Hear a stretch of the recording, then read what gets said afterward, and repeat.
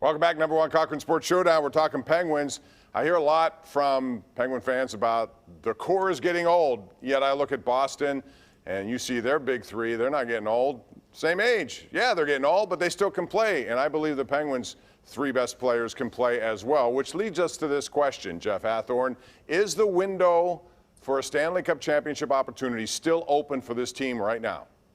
And by the way, Boston made some trades and had some goaltending, but we covered that. I think it's slightly open, slightly, but they have to make some all the right moves in this offseason. They need to find that goaltender that we discussed, and they need to make sure they complement it well. I like their defensive pairings. I like them to re-sign Cody Ceci if that's an option, although P.O. Joseph is sitting there waiting for his NHL opportunity.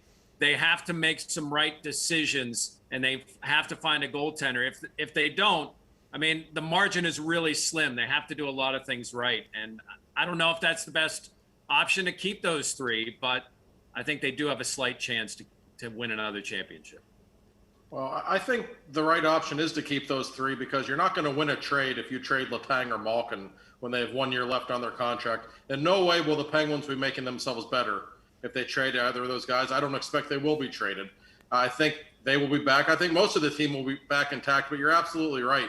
It's all about the goaltending position. The Penguins won the best division in the National Hockey League this season. That cannot be ignored.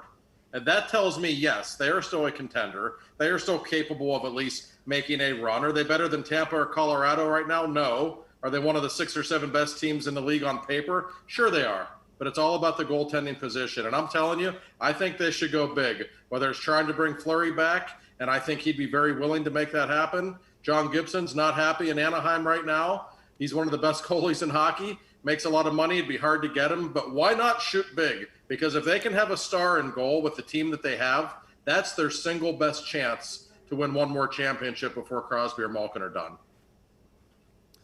Yeah, and I'd actually be willing to move heaven and earth to set something like that up. I think right now, if Evgeny Malkin, had played like Sidney Crosby did in these playoffs, I would be probably more open to moving him. But I thought with a bad knee, he came in, and outside of Game 4, where he took 3 penalties, was one of their better players. Letang, you heard it in the way he talked at Locker Cleanout Day.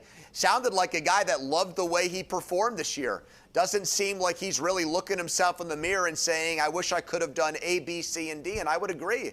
I thought Chris Letang had a big season in 2021. So, yeah, I think you keep those 3 intact. Outside of that, though, in order to get good goaltending, there aren't many things that I'm against doing, Bob. For example, in the name of getting better goaltending, freeing up cap space, or getting bigger, let's say, Jake Gensel, Brian Rust, John Marino. I mean, I don't want to get rid of all 3 of those guys, but if I need to move one of them to create a more balanced roster, I'll do that. And as far as Gensel is concerned, this is just my personal opinion. Josh could obviously comment on this.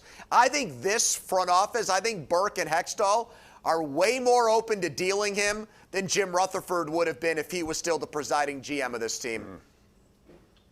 I don't think there's any question about that, Andrew. And Gensel and Rust, I would put them in the same boat. They're great players. We know that. And they've got Stanley Cup rings for a reason.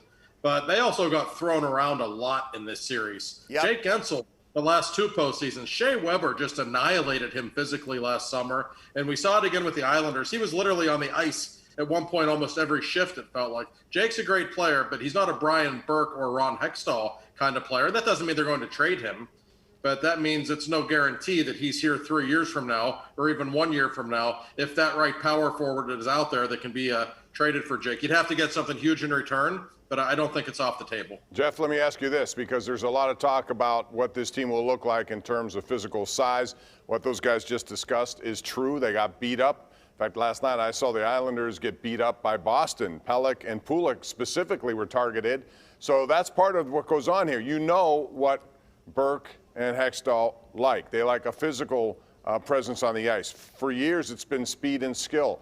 So that doesn't necessarily go along with Mike Sullivan, who will be back, but does that lead to any sort of philosophical problems, Jeff, to you? I mean, it might. Sullivan says, listen, I was given this type of team, and that's why I have this speed and north-south and try to convince them not to make special plays, but just make the simple plays with this group because of the speed that I have. I'll give him the benefit of the doubt on that. He hasn't had, with the exception of Ryan Reeves when he was in, but he hasn't had an Anders Lee or a Tom Wilson or somebody that he can park in front of the net. He had Patrick Hornquist. They traded him. I don't know what role he had in that trade. If they get bigger, I think he can adapt his game. I think he's a good coach. He's come from different systems. He's played for different general managers. I absolutely think he could make that move, but size is expensive. And to find the type of player that the Penguins are talking about, I don't know where they find the money to get a player like that. Jeff, I think you make a great observation in terms of what Sullivan said at the end of the year. He said, I coach size, skill, and speed because that was the hand I was dealt, to paraphrase. And to me, that's his way of saying, look, I coach that way because those are the players that Jim Rutherford gave me. That was the first time I had heard him really come out and put it in those terms. And then a day later, it gets reported that Sullivan's going to be back. Makes total sense to me. I heard that and I thought, this guy is flexible in order to keep his job. He doesn't want to start fresh somewhere with the New York Rangers and James Dolan or the Seattle Kraken or one of these other teams.